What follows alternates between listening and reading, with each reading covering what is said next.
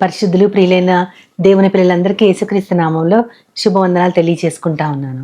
మనము గత 4 రోజులుగా 2 రకాలైనటువంటి ఎపిసోడ్స్ చేసుకున్నాం. అదేంటి అంటే తెగిపోయిన దైవ మానవ సంబంధాన్ని, మనిషికి దేవునికి ఉన్న సంబంధాన్ని దేవుడు అది ఎలా తెగిపోయిందో ఒకసారి చెప్తూ రెండవ రోజు తెగిపోయిన ఆ సంబంధాన్ని యేసుక్రీస్తు వారు మళ్ళీ ఎలాగ దానిని కలిపారు, ఎలాగ పునరుద్ధరించారు అనేది మనం చెప్పుకుంటా వస్తా ఉన్నాం. మొట్టమొదటిగా వ్యతిరేకమైన ఆలోచన చేసిన ఆదాము అవ్వలు, తండ్రికి వ్యతిరేకంగా ఆలోచన చేసి వారు ఎలాగ దేవుని నుంచి దూరంగా వెళ్ళిపోయేటటువంటి ఆ దాని గురించి మనం మాట్లాడుకున్నాము.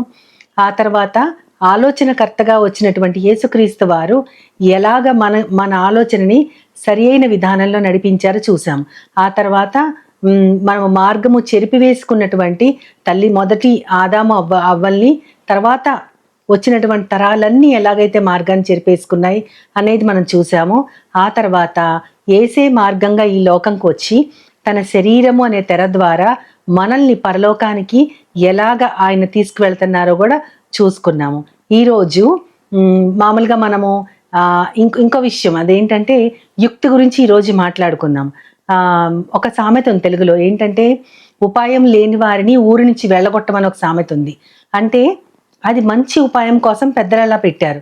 కానీ ఈరోజు మనము ఉపాయాన్ని ఎలాగా తన పని చేసుకోవడానికి అపవాది వాడుకున్నారు, ఆ తెలివి ఎవరిది అనేది మనం ఆలోచిస్తే ఆదికాండం 3వ అధ్యాయంలో మొట్టమొదటి వచనంలో ఏముంటుందంటే భూలోకంలో ఉన్న సమస్త జంతువులలో గొప్ప యుక్తి గలది సర్పం అని ఉంటుంది.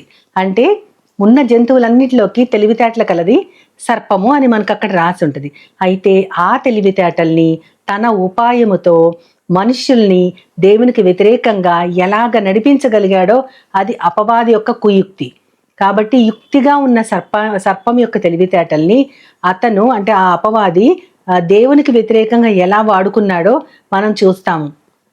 అందులో మొట్టమొదటిలోనే అవ్వమ్మకు వచ్చిన ఆలోచన, దేవునికి వ్యతిరేకంగా వచ్చిన ఆలోచనని ఆ సందేహం ద్వారా ఇది నిజమా అని అతనే ఆ సర్పము ద్వారా అపవాది అడగటము ద్వారా తనకున్న సందేహాన్ని బలపరిచినట్లు మాట్లాడతాడు.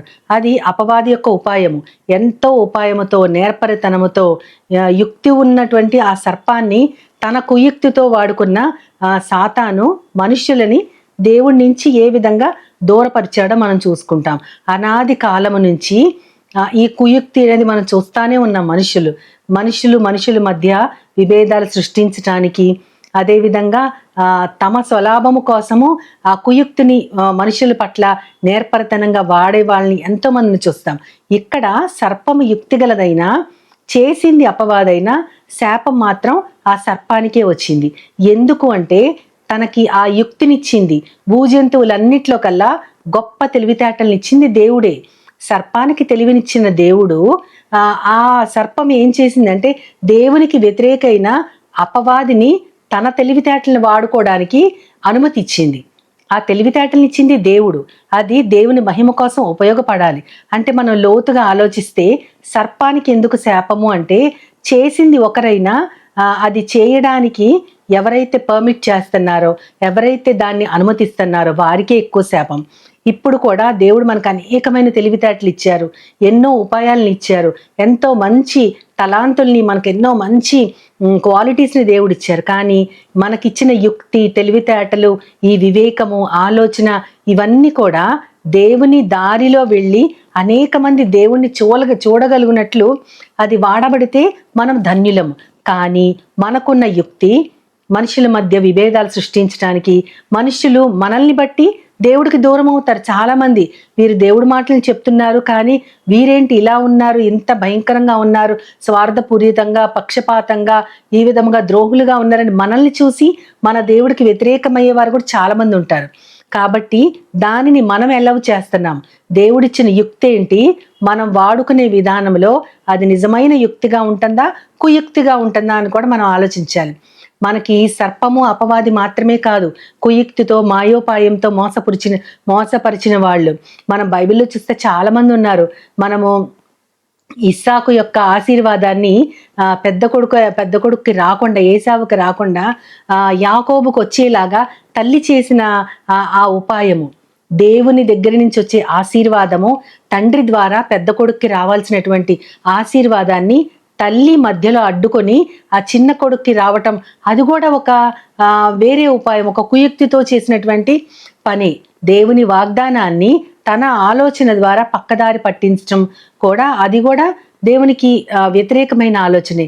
ఆ విధంగా ఆ తల్లి కూడా నడుచుకుంది. అక్కడ కూడా మనం చూడొచ్చు దేవుని వాగ్దానాన్ని ఎలా పక్కదోవ పట్టించారు. అదేవిధంగా దెలైలాని సంసోను ఎంతో ఇష్టంగా ప్రేమిస్తాడు, కానీ ఆమె మాత్రం అతని బలము ఎందులో ఉందో తెలుసుకోవాలని ఫిలిష్తీయుల పక్షాన ఉండి అతని ప్రేమ అనేటటువంటి ఆ ముసుగులో ఆమె అతనిని మోసపుచ్చింది. ఒక భావోద్వేగాల్ని ఉపయోగించుకుంటా ఒక మనిషి యొక్క ప్రేమని అతనిని నాశనం చేయడానికి ఉపయోగించిన దలీలాది కూడా కుయుక్తే. అదేవిధంగా నాబోతు యొక్క ద్రాక్ష తోట కోసము రాణి అయిన యెజెబెలు తన భర్త అయిన ఆహాబుని ప్రేరేపించి అతని యొక్క పొలాన్ని స్వాధీనం చేసుకొని నాబోతుని చంపించడం కూడా అధికారాన్ని వాడుకొని ఉపయోగించిన యుక్తిని, అది కూడా కుయుక్తే. ఆమె రాణి, ఆమె అంతా ఆమెదే, కానీ ఒక చిన్న వ్యక్తి తనకున్న చిన్న పొలాన్ని కూడా ఆ రాణి స్వాధీనం చేసుకోవడానికి తన అధికారాన్ని ఉపయోగించుకొని అతన్ని జీవితాన్ని నాశనం చేసి అతనిని చావుకు అప్పగించిన ఆ రాణిది కూడా కుయుక్తే. మనము చూస్తూ ఉంటే ఇలాగా చిట్ట చివరికి ఒక ముద్దు పెట్టుకొని యేసుక్రీస్తు వారిని సిలువకు అప్పగించి 30 వెండి కాసుల కోసం ఆశపడిన 3.5 సంవత్సరాలు యేసయ్య శిష్యుడిగా ఉన్న యూదా ఇస్కరియోతుది అందరికంటే గొప్ప కుయుక్తి, ద్రోహము, నేరము. అది దేవుని యొక్క ప్రణాళికలో ఉన్నదే. కానీ యేసుక్రీస్తు వారు అంటారు, ఇది ఏ మనుషుడైతే చేశాడో అతనికి శ్రమ. ఇది దేవుని యొక్క ప్రణాళిక ప్రకారము యేసుక్రీస్తు వారు సిలువకు అప్పగించబడ్డారు. అదేమి అప్పటికప్పుడు వచ్చినటువంటి ఒక మోసమో ద్రోహమో కాదు. కానీ అది చేసిన మనిషికి మాత్రం విపరీతమైన శ్రమ. ఏంటంటే ఆ కుయుక్తిని తన ద్వారా నెరవేర్చటము. అంటే ఈ లోకములో చెడ్డ ఆలోచనలు చేసేవాళ్ళు, మాయోపాయాలు పన్నేవాళ్ళు చాలా మంది ఉంటారు. కానీ అది మన శరీరంలోంచి ఇతరులు మనల్ని వాడుకొని అటువంటి చెడు కార్యాలు చేయడానికి మనము వాళ్ళని గనక అనుమతించామంటే, ఆ చేసిన వారికంటే అది చేయబట్టానికి మనల్ని ఉపయోగించుకోవడానికి మనం ఇచ్చిన అనుమతి దేవుడు చాలా గొప్ప ద్రోహంగా దాన్ని పరిగణిస్తారు. మొట్టమొదట మనం చూసిన సర్పము ద్వారా అపవాది చేసినటువంటి ఆ మాయోపాయం ఏదైతే ఉందో, మోసం ఏదైతే ఉందో, అదంతా కూడా మనుష్యులలో ఇప్పటికీ కూడా ఉంటూనే ఉంది. ఇది మనుష్యులలో అది శరీర రీతిగా వచ్చినటువంటి ఆ కుయుక్తి. అది మొట్టమొదటి సర్పం ద్వారా బయటపడినా సరే దానికి లొంగిపోయిన మనుషులు ఆ యొక్క శరీర స్వభావము, ఆ లొంగిపోయిన తత్వం ఇంకా తమ యొక్క రక్తములో, తమ శరీరం ద్వారా ఇతరుల్ని మోసం చేస్తూ అలాగే ఈ లోకంలో నడిపిస్తూనే ఉన్నారు. యేసుక్రీస్తు వారు కూడా లూకాసు వార్త 20వ అధ్యాయం 23వ వచనములో అక్కడ ఆయనని ఎలాగైనా పట్టుకోవాలని కుయుక్తి చేత కొంతమంది వస్తారు. వచ్చి ఒక దేనారం చూపించి కైసరికి వారు చూపించరు, కైసరికి పన్ను ఇవ్వాలి, రాజుగారికి పన్ను ఇవ్వాలి, కాబట్టి అలా ఇవ్వటం న్యాయమా కాదా అని వారు అడుగుతారు. వారు ఎందుకు అడుగుతున్నారు? వారి హృదయంలో యేసుక్రీస్తు వారి పట్ల ఏం ఆలోచన ఉందో కూడా వారు కుయుక్తిని ఆయన గ్రహించారని ఆ వాక్యాల్లో చాలా స్పష్టంగా ఉంటుంది. యేసుక్రీస్తు వారు దైవ స్వరూపి, ఆయన దైవ కుమారుడు, ఆయనే దైవం. కాబట్టి ఆయన వారి యొక్క హృదయాలోచనలు ఎరిగారు. మనుష్యుల హృదయాలలో ఎన్ని యోచనలైనా ఉండవచ్చు, కానీ దేవుని ఆలోచన మాత్రమే సదాకాలం నిలుస్తుంది. కాబట్టి దేవుని ఆలోచన యుక్తి గలది. అది కూడా మనుషుల్ని రక్షించే ఆలోచన, మనుషుల్ని ప్రేమించే ఆలోచనే దేవుడు కలిగి ఉంటాడు. కానీ మానవులమైన మనము మొట్టమొదట ఆ కుయుక్తికి లోబడిపోయి అదే రకమైన మోసంలో ఇప్పటికీ నడుస్తానే ఉన్నాము. దానికోసం ఎన్నో ఎగ్జాంపుల్స్ను కూడా మనం బైబిల్లో చూసాము.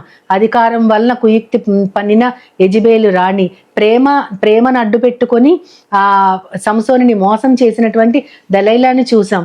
అలాంటివి చూస్తూ ఉంటే ఎన్నో ఎగ్జాంపుల్స్ వస్తాయి. అబ్షాలోము కూడా ఆ యొక్క రాజ్యం కోసం ఏమంటారు, ఆ ఇశ్రాయేలీయులతో ఏమంటారంటే, రాజ్యం కోసం అతను అంటాడు, నేనే న్యాయాధిపతిని అయితే మీకు ఎంతో న్యాయం చేస్తానని చెప్పి ఆ యొక్క రాజ్యాన్ని కూడా తండ్రిని రాజ్యాన్ని వెళ్ళగొట్టించి మధురమైన మాటలతో, అంటే మనుషులు ఆ కరిగిపోయే మాటలతో అతను ఆ రాజ్యాన్ని కైవసం చేసుకుంటాడు. ఈ రకమైన కుయుక్తికి సంబంధించినటువంటిది ఇది మొట్టమొదటి సాతాను నుంచి బయలుదేరింది. దానిని మనం ఇప్పటి కూడా మన శరీరాల ద్వారా మనము ఇతరులను మోసపుచ్చుచు అట్లాంటి కుయుక్తి మనము మన శరీరాల్లో అనుమతిస్తూనే ఉన్నాం. కానీ అన్నిటినీ జయించిన మానవ శరీరంతో ఉండి మానవులు చేసే ప్రతి పనిని కూడా శరీరంతో ఉండి ఈ లోకంలో జయించిన యేసుక్రీస్తు వారు ఏ రీతిగా ఈ కుయుక్తిని జయించి ఆయన నిజమైన యుక్తి ఏంటో ఆయన చూపించారనేది మనం రేపటి దినాన చూసుకుందాం. కాబట్టి ఇప్పటికైతే ఈ కుయుక్తిని జయించడానికి దేవుని సహాయం మనకి ఎంతైనా కావాలి. దీనివల్లనే మన సంబంధం దేవునితో తెగిపోయింది.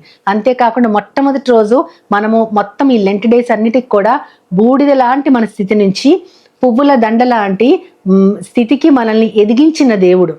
బూడిదలాగా మనము మన జీవితాన్ని, మన జీవాన్ని, మన దేవుని మహిమని అన్నిటినీ మనం కోల్పోయాం. కానీ తిరిగి దానిని పునరుద్ధరించిన యేసుక్రీస్తు వారు దానిని ఏ రీతిగా పునరుద్ధరించారా చూసుకున్నాం. కాబట్టి ఈ కుయుక్తి కూడా బూడిదలాంటి మన జీవితం బూడిదలాగా అయిపోవడానికి ఇది ఒక రకమైన కారణం.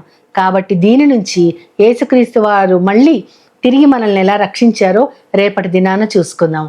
మనం ఆయన సహాయాన్ని కోరుతూ చిన్న ప్రార్థన చేసుకుందాం. ప్రేమమైడా ప్రియ పరలోకపు తండ్రి, కుయుక్తి చేత మేము ఎలా పట్టబడ్డామో అదే కుయుక్తిని మేము వాడుతూ ఇతరులకు ఎలా మోసం చేస్తున్నామో ప్రవ్వా, దానిలోనే మేము నడుస్తూ ఉన్నప్పుడు మమ్మల్ని చూసి మీరు జాలిపడి ప్రవ్వా మమ్మల్ని బూడిద నుంచి పువ్వుల దండ స్థితికి తీసుకురావడానికి మీరే ఈ లోకములో మా కోసం దిగి వచ్చిన గొప్ప త్యాగమయుడైన దైవ కుమారుడివై ఉన్నావు తండ్రి. మీరు మమ్మల్ని మీ బాటలో నడిపించడానికి మమ్మల్ని అందరినీ కూడా నీ చేతులకు అప్పజెప్పుకుంటూ నీ ప్రియ కుమారుడు నా ప్రియ ప్రభు అయిన యేసుక్రీస్తు వారి ద్వారా కోరి ప్రార్థిస్తున్నాను పరమ తండ్రి. ఆమేన్, ఆమేన్, ఆమేన్. వందనాలు. As Jesus now, He's always near.